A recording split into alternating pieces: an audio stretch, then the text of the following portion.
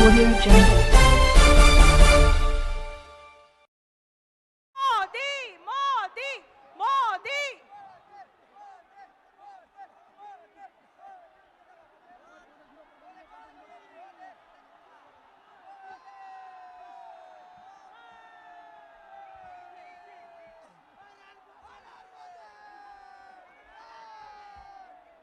আমরা মোদিজিকে আত্মনির্ভর ভারত গড়ার ডাক দিয়েছিলেন নরেন্দ্র মোদিজি সরকার এবং বাংলার মানুষ তার প্রতিধ্বনি শুনতে পেয়েছে।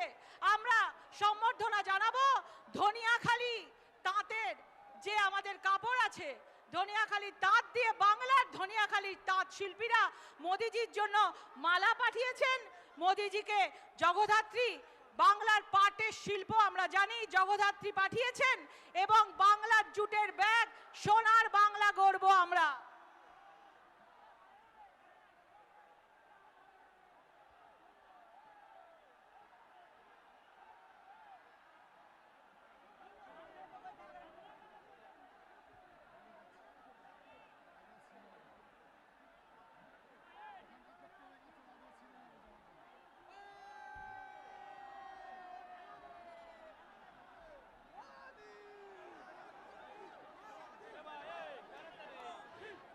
সবাই এত উন্মাদনা। এখন মঞ্চে বক্তব্য রাখবেন আমাদের রাজ্যের সভাপতি এবং মেদিনীপুরের সাংসদ ভূমিপুত্র বাংলার লড়াকু নেতা দিলীপ ঘোষ মহাশয়। भारत माता की वंदे मातरम। बीजेपी जिंदाबाद, नरेंद्र मोदी जिंदाबाद, जेपी नड्डा जिंदाबाद, जय जय श्री राम। बंधुगण আপনাদের অপার উৎসাহ আর স্বাভাবিক বিশ্বের সবচেয়ে জনপ্রিয়তম নেতা সম্মাননীয় প্রধানমন্ত্রী মাননীয় মোদীজি আমাদের সামনে উপস্থিত, যাকে দেখলে আমাদের ছাতি 56 ইঞ্চি হয়ে যায়। তিনি আজকে এসেছেন আমাদের সামনে। 56 ইঞ্চি ছাতি নিয়ে আমরা লড়াই করছি। তার সঙ্গে সম্মাননীয় বাবুল সুপ্রিয় আমাদের মাননীয় মন্ত্রী, মাননীয় কৈলাসজি, মাননীয় মুকুলদা রাষ্ট্রীয় নেতা, এছাড়া আমার এই সংগ্রামের সহ সাথী বন্ধু সমস্ত বরিষ্ঠ নেতৃবর্গ উপস্থিত আছেন। তাদেরকে আমি স্বাগত জানাই। সর্বোপরি আপনারা সেই 12টার থেকে বেরিয়ে এখানে জমা হয়ে যে উৎসাহের সঞ্চার করেছেন, এটা দেখে আমার বিশ্বাস হয়েছে এবারে পশ্চিমবাংলায় নিশ্চিত পরিবর্তন হবে। বন্ধুগণ, আজকে আমরা উপস্থিত হয়েছি এখানে শিল্পনগরী ডানলপেতে। ডানলপের জন্য লোক বাংলাকে জানতো যে এখানে শিল্প আছে। সারা ভারত থেকে লোকেরা এখানে চাকরি করতে ব্যবসা করতে আসতো। আজ সে ডানলপ ফ্যাক্টরিও নাই, সে শিল্পও নাই। আজ আমাদের ছেলেদেরকে চাকরি করার জন্য হরিয়ানাতে গুজরাটে যেতে হয়। তাই আমি মাননীয় প্রধানমন্ত্রীর কাছে নিবেদন করব, আগামী মে মাসে যে নতুন সরকার তৈরি হবে সেই সরকারের হাত দিয়ে যাতে নতুন বাংলা তৈরি হয় সেই জন্য তার আশীর্বাদ দরকার আছে। শিল্পে, ব্যবসায়, বাণিজ্যে, অন্যান্য বিজ্ঞানে, শিক্ষায় সব জায়গায় যেন বাংলা নিজের জায়গা আবার খুঁজে পায়, নিজের ভূমিকা পালন করতে পারে এবং দেশকে দিশা দেখাতে পারে, সেই বাংলা আমরা গড়তে চাই। তার জন্য আমাদের প্রধানমন্ত্রী মাননীয় মোদীজি, মাননীয় অমিত শাহ, মাননীয় নাড্ডাজি এবং প্রায় 6-7জন মন্ত্রী নিয়মিত এসে বাংলার পরিবর্তনের জন্য চেষ্টা করছেন। আপনাদের মতো জুঝারু লড়াকু পরিশ্রমী কার্যকর্তা লক্ষ লক্ষ সংখ্যায় আজকে আমাদের পার্টিতে আছেন, যাদের ভরসায় আমরা 18 জন এমপিকে দিল্লি পাঠিয়েছি এবং যাদের পরিশ্রমের ফলেতে 200 আসন নিয়ে আগামী মে মাসে বাংলায় বিজেপি সরকার হবে। তাই বন্ধুগণ, আমরা সবাই মাননীয় প্রধানমন্ত্রীর আশীর্বাদের জন্য অপেক্ষা করছি। আমি বেশি কিছু বলবো না, তাকে আর একবার স্বাগত জানিয়ে ধন্যবাদ দিয়ে শেষ করছি। ভারত মাতা কি জয়। ধন্যবাদ দিলীপ ঘোষ মহাশয়কে। আমরা যে মুহূর্তের জন্য এতক্ষণ ধরে অপেক্ষা করে আছি, বিশ্ব বরেণ্য নেতা, দেশের প্রধানমন্ত্রী, আমাদের সকলের গর্ব, যিনি যেভাবে ভারতবর্ষকে এগিয়ে নিয়ে যাচ্ছেন, প্রধানমন্ত্রী নরেন্দ্র মোদীজিকে কিছু বলবার জন্য অনুরোধ করছি। সবাই করতালির মাধ্যমে ওনাকে স্বাগত জানান।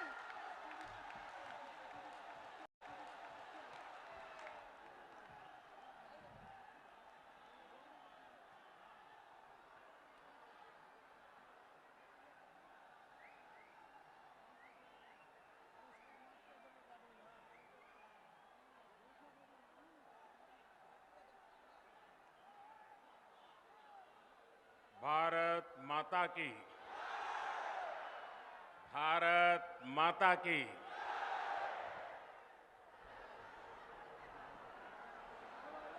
হুগলি নদীপুর বাংলার জল জীবনধারা,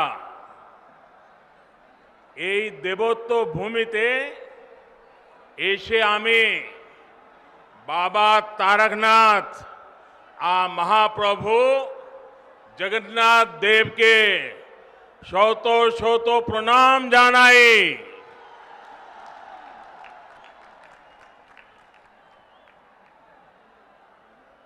आप लोगों का ये उत्साह, ये उमंग, ये ऊर्जा कोलकाता से लेकर दिल्ली तक बहुत बड़ा संदेश दे रहा है। अब पश्चिम बंगाल परिवर्तन का मन बना चुका है। एक बार फिर मेरे साथ बोलिए, भारत माता की, वंदे वंदे वंदे वंदे वंदे वंदे। साथियों, आज इस वीर धरा से पश्चिम बंगाल अपने तेज विकास के संकल्प को सिद्ध करने के लिए एक बड़ा कदम उठा रहा है। पिछली बार मैं आपको गैस कनेक्टिविटी के इंफ्रास्ट्रक्चर का उपहार देने आया था। आज रेल और मेट्रो कनेक्टिविटी को मजबूत करने वाले महत्वपूर्ण काम शुरू हो रहे हैं। थोड़ी देर में हुगली की, पश्चिम बंगाल की रेल और मेट्रो कनेक्टिविटी के अनेक प्रोजेक्ट्स का शिलान्यास और लोकार्पण होना है। इस महत्वपूर्ण योजनाओं के लिए, बंगाल के उज्जवल भविष्य के लिए मैं आप सबको बहुत बहुत बधाई देता हूं। साथियों, दुनिया में जितने देश गरीबी से बाहर आए, जितने देश गरीबी से बाहर आए या गरीबी मिटाने में सफल हुए या विकसित देश बने, ऐसे सभी देशों में एक बात बहुत कॉमन देखी जाती है। इन देशों ने अपने अपने देश में सही समय पर बड़ी संख्या में इंफ्रास्ट्रक्चर का निर्माण किया। आधुनिक हाईवे, आधुनिक रेलवे, आधुनिक एयरवे, इन देशों के आधुनिक इंफ्रास्ट्रक्चर ने इन देशों को आधुनिक बनाने में मदद की। वहां ये एक प्रकार से परिवर्तन का बहुत बड़ा कारण बना। हमारे देश में भी यही काम दशकों पहले होना चाहिए था, लेकिन हुआ नहीं। अब हमें देर नहीं करनी है, हमें एक पल भी रुकना नहीं है, हमें एक पल भी गंवाना नहीं है। इसी सोच के साथ आज देश में आधुनिक इंफ्रास्ट्रक्चर के निर्माण पर अभूतपूर्व जोर दिया जा रहा है, अभूतपूर्व निवेश किया जा रहा है। बेहतर इंफ्रास्ट्रक्चर, खेती, उद्योग, टूरिज्म, युवाओं को रोजगार यानी विकास के हर पहलू के लिए मूलभूत आवश्यकता होती है। इसलिए पश्चिम बंगाल में भी कनेक्टिविटी से जुड़ा इंफ्रास्ट्रक्चर ये भारत सरकार की प्राथमिकता है, हमारी भी प्राथमिकता है। बीते वर्षों में हाईवे, रेलवे, एयरवे, वाटरवे और हाईवे हर प्रकार की कनेक्टिविटी पर फोकस किया गया है।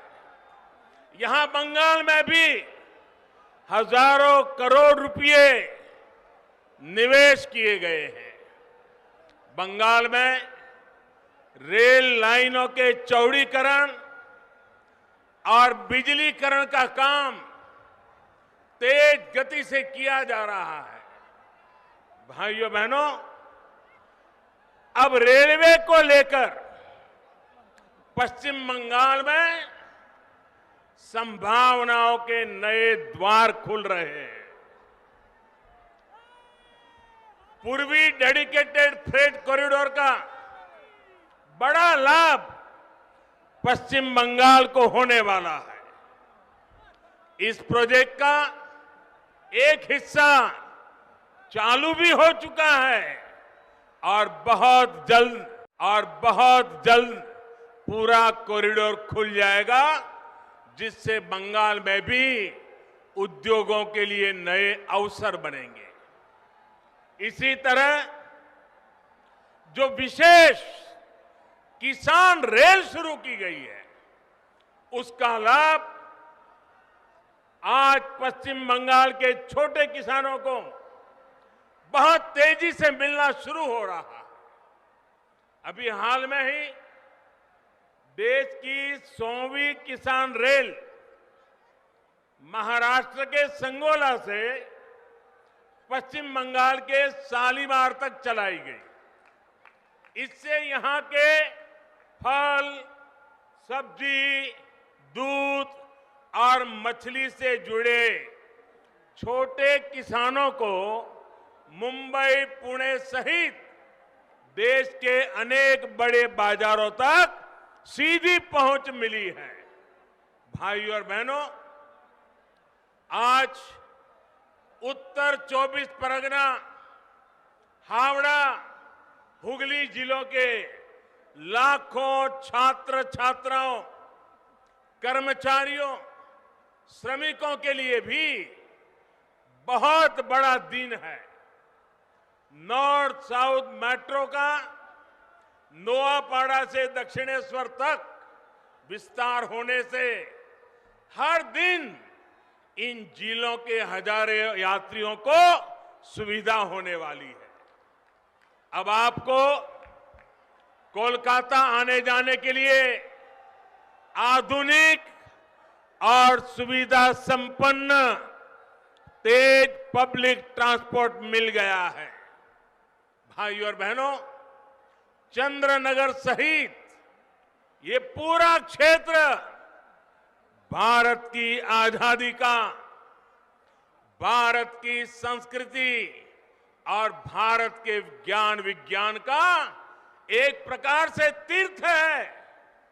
महर्षि अरबिंदो, मोतीलाल रॉय, रास बिहारी बोस, बिपिन बिहारी गांगुली, कन्हैयालाल दत्त, उपेंद्र नाथ बंदोपाध्याय,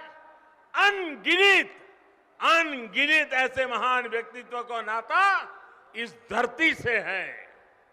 ये वो धरती है जिसने रामकृष्ण परमहंस जैसे महान संत हमें दिए। माउंट एवरेस्ट को मापने वाले महान गणितज्ञ राधानाथ सिगर, महान भाषाविद बुद्धदेव मुखर्जी, ऐसे मनीषियों का भी नाता इसी मिट्टी से रहा है।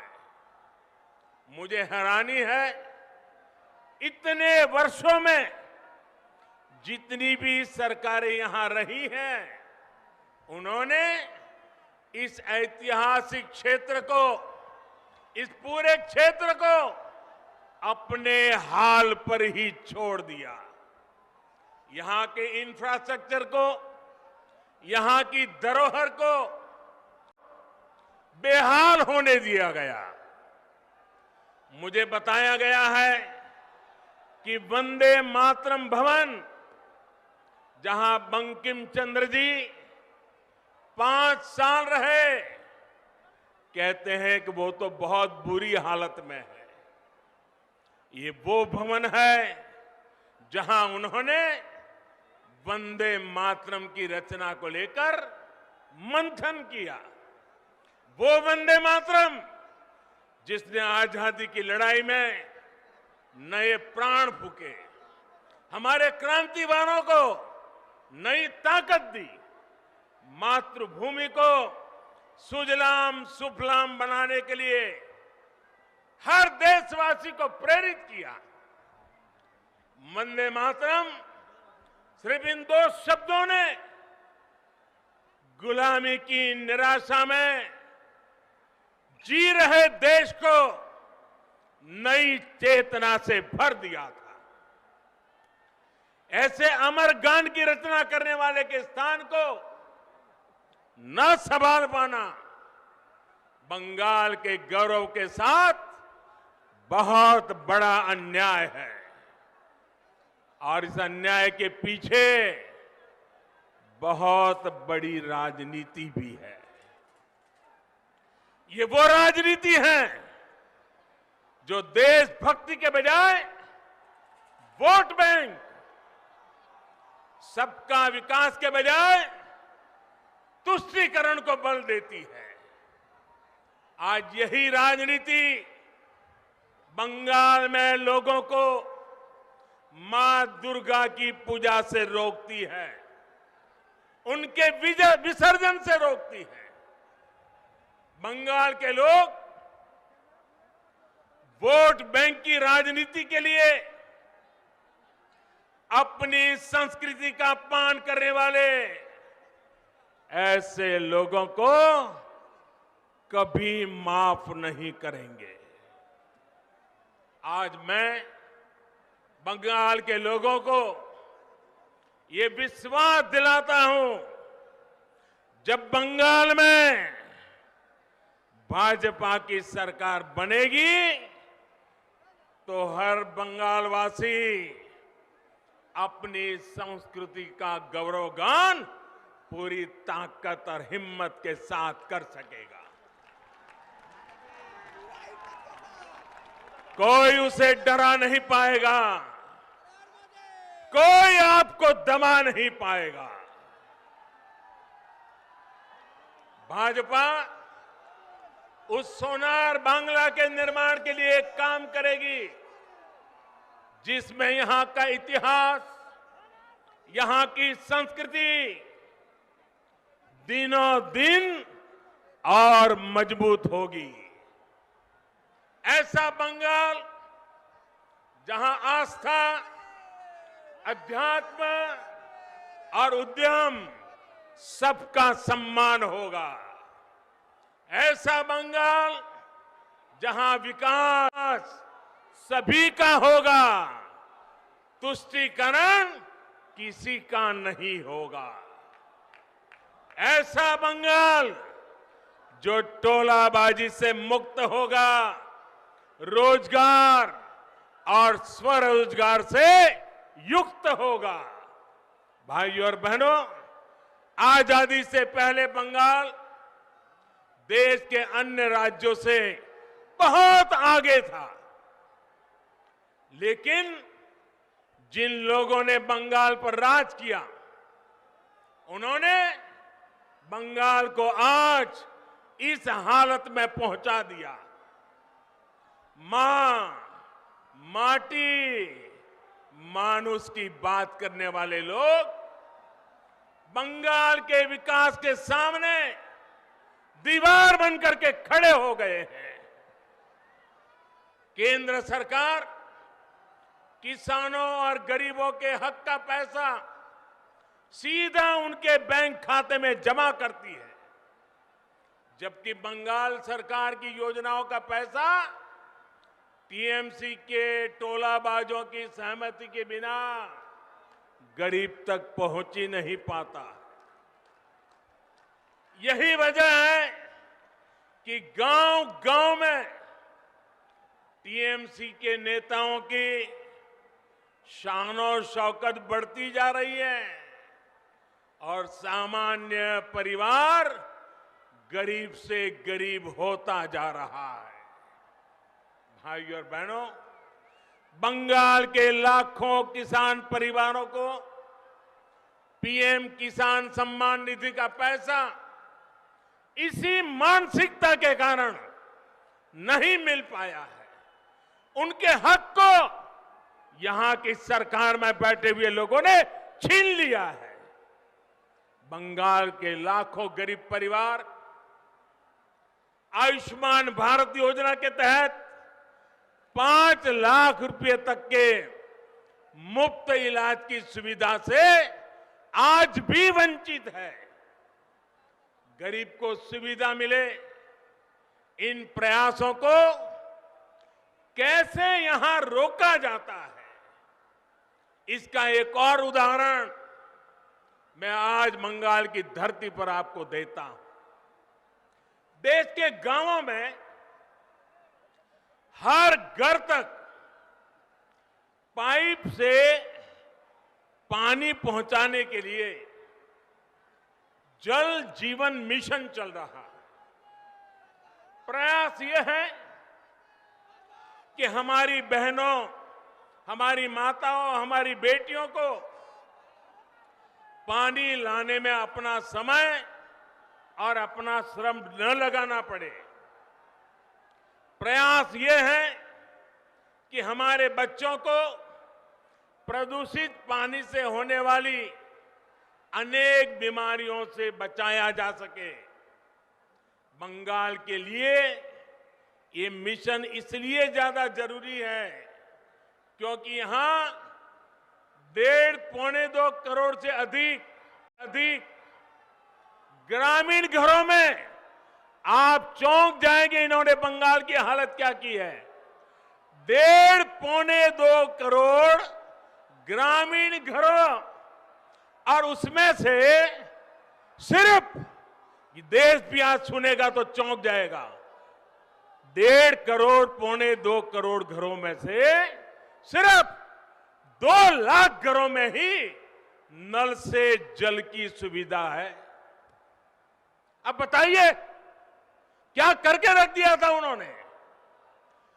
आज देश में अभियान चल पड़ने के बाद अब तक इस अभियान के तहत लगभग देश में 3 करोड़ 60 लाख घरों को पानी के कनेक्शन दिए जा चुके हैं। जहां बंगाल 2 लाख पर था, भारत सरकार ने इतना जोर लगाया, पैसे लगाए, पीछे पड़ गए, तो भी बंगाल में सिर्फ अब तक 1.5-2 करोड़ घरों में से सिर्फ 9 लाख परिवार तक ही पाइप से पानी का कनेक्शन पहुंच पाया है। यहां की सरकार जिस रफ्तार से काम कर रही है और उस रफ्तार से तो पश्चिम बंगाल के हर गरीब के घर पाइप से जल पहुंचाने में पता नहीं कितने साल बीत जाएंगे। टीएमसी सरकार गरीबों के घर तक पानी पहुंचाने के लिए कितनी गंभीर है, इसका एक और उदाहरण आपको देता हूं। मैं आपसे पूछना चाहता हूं, क्या बंगाल के लोगों को पीने का शुद्ध पानी मिलना चाहिए कि नहीं मिलना चाहिए? जरा पूरी ताकत से बोलिए, पीने का पानी मिलना चाहिए कि नहीं मिलना चाहिए? गांवों में भी मिलना चाहिए कि नहीं मिलना चाहिए? गरीब से गरीब को भी मिलना चाहिए कि नहीं मिलना चाहिए? ये आपका हक है कि नहीं है? यहां की सरकार ने काम करना चाहिए कि नहीं करना चाहिए? लेकिन हुआ क्या? हर घर जल पहुंचाने के लिए भारत सरकार ने, दिल्ली सरकार ने 1700 करोड़ रुपए से ज्यादा 1700 करोड़ रुपए से ज्यादा रकम ये टीएमसी सरकार को दी। लेकिन इसमें से सिर्फ 609 करोड़ रुपए ही यहां की सरकार ने खर्च किया है। बाकी 1100 करोड़ रुपया यहां की सरकार दबा करके बैठ गई है। सर, ये दिखाता है कि टीएमसी सरकार को गरीब की, पश्चिम बंगाल की बहनों बेटियों की जरा भी परवाह नहीं है दोस्तों, जरा भी परवाह नहीं है दोस्तों। क्या जो पानी के लिए तरस रही है वो बंगाल की बेटी है कि नहीं है? वो बंगाल की बेटी है कि नहीं है? बंगाल की बेटी को पानी मिलना चाहिए कि नहीं मिलना चाहिए? बंगाल की बेटी के साथ अन्याय करने वाले लोग, क्या उनको माफ किया जा सकता है? भाइयों और बहनों, पश्चिम बंगाल में भाजपा की सरकार सिर्फ सत्ता में परिवर्तन के लिए नहीं, बल्कि आसोल परिवर्तन के लिए बनानी है। आसोल परिवर्तन, बल्कि यहां कमल खिलाना इसलिए जरूरी है ताकि पश्चिम बंगाल की स्थिति में वो आसोल परिवर्तन आ सके, जिसकी उम्मीद में आज हमारा नौजवान जी रहा है। ये हुगली अपने आप में बहुत बड़ा उदाहरण है कि बीते दशकों की अव्यवस्था ने पश्चिम बंगाल को किस हाल में पहुंचा दिया है। हुगली जिला तो भारत में उद्योगों का एक प्रकार से हब था। हुगली के दोनों किनारों पर जूट इंडस्ट्री थी, आयरन और स्टील मशीनों के बड़े बड़े कारखाने थे, बड़े पैमाने पर यहां से निर्यात होता था। लेकिन अब आज हुगली की क्या स्थिति है ये आप भली भांति जानते हैं। एक समय था जब पूर्वी भारत के अनेक लोकगीतों में घर घर में माताएं बहनें किसी भी शुभ अवसर पर जो गीत गाती थी, जो लोकगीत गाए थे, उसमें गाया जाता था कि घर के लोग कमाने के लिए कलकत्ता गए हैं। उस समय शब्द प्रयोग करते थे कलकत्ता गए हैं। इन गीतों में ये उम्मीद लगाई जाती थी कि कलकत्ता से आते समय अपना परिवार का व्यक्ति जब घर लौटेगा तो वो घर के लिए कलकत्ता से क्या क्या लाएगा, कौन कौन से उपहार लाएगा, कौन से जो चीजें कलकत्ता में नहीं बनी है वो अब हमारे गांव, हमारे घर में आएगी। ऐसे गीत बंगाल के बाहर, उड़ीसा हो, बिहार हो, आंध्र तेलंगाना तक, इधर आसाम, नॉर्थ ईस्ट, लोग घर में गाते थे। ये कलकत्ता की कीर्ति थी उस जमाने में। अब ये सब बदल गया है। अब इस औद्योगिक शहर के निवासियों को, बंगाल में बहुत से निवासियों को काम करने के लिए दूसरों के यहां, दूसरे राज्यों में जाना पड़ रहा है। बदल गया है।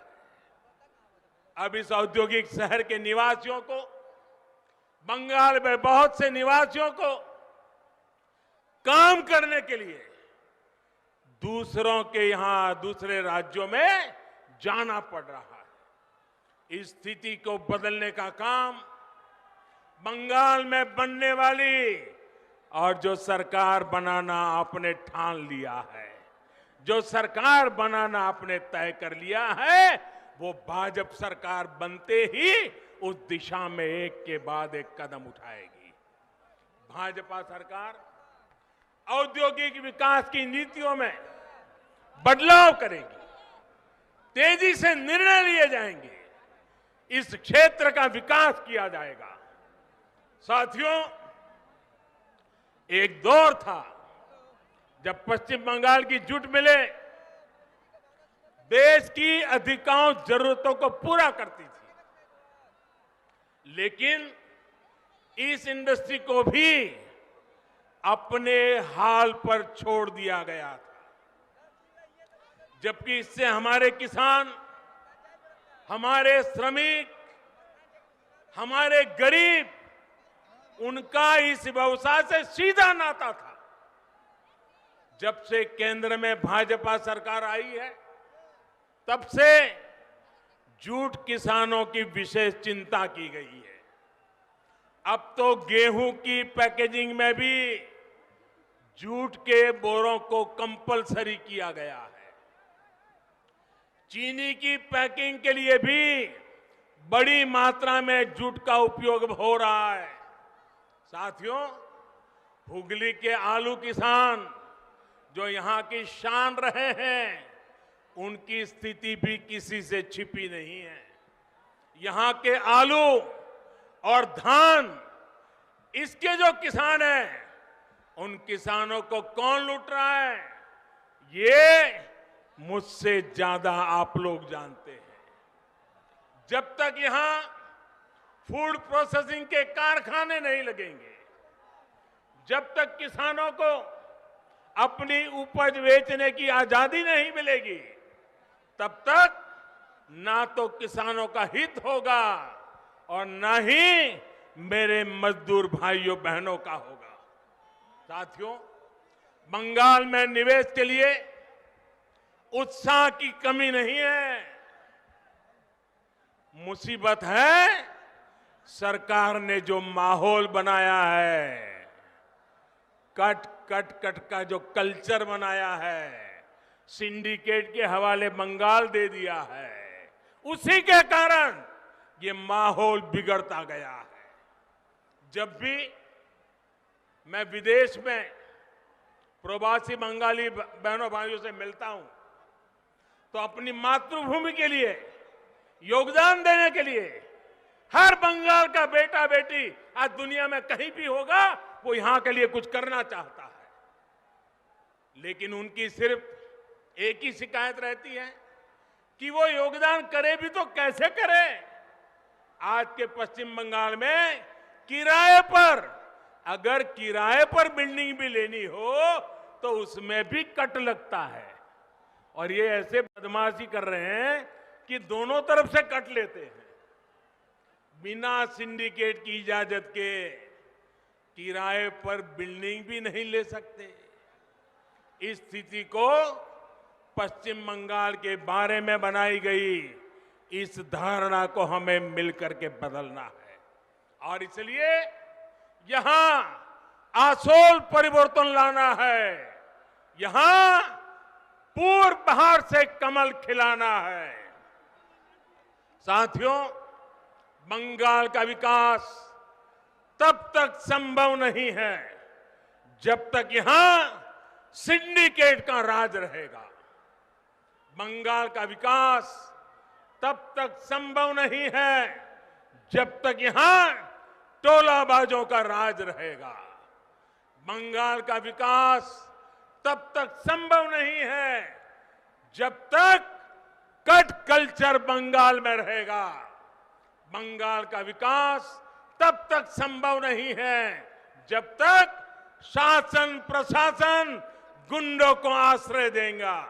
बंगाल का विकास तब तक संभव नहीं है जब तक कानून का राज पश्चिम बंगाल में स्थापित नहीं होता। ये तब तक संभव नहीं है जब तक पश्चिम बंगाल में सामान्य जन की सुनवाई करने वाली सरकार यहां नहीं बनती है। इसी स्थिति को बदलने के लिए आज पश्चिम बंगाल के कोने कोने से आवाज आ रही है, আর নয় অন্যায়, আর নয় অন্যায়, আমরা আসল পরিবর্তন চাই। আমরা আসল পরিবর্তन चाहिए। भाई और बहनों, मुझे विश्वास है कि हम सभी साथ मिलकर पश्चिम बंगाल के किसानों, श्रमिकों, यहां के युवाओं को बेहतर भविष्य दे पाएंगे। भाइयों बहनों, एक बार फिर आज अनेक भेंट सौगातें बंगाल को मिल रही है। उज्जवल भविष्य के लिए ये इंफ्रास्ट्रक्चर के काम आने वाले हैं और इन सब के लिए आप सबको मैं बहुत बहुत बधाई देता हूं। मेरे साथ दोनों हाथ ऊपर करके पूरी ताकत से बोलिए, भारत माता की, भारत माता की, वंदे वंदे वंदे वंदे वंदे वंदे वंदे वंदे वंदे वंदे वंदे वंदे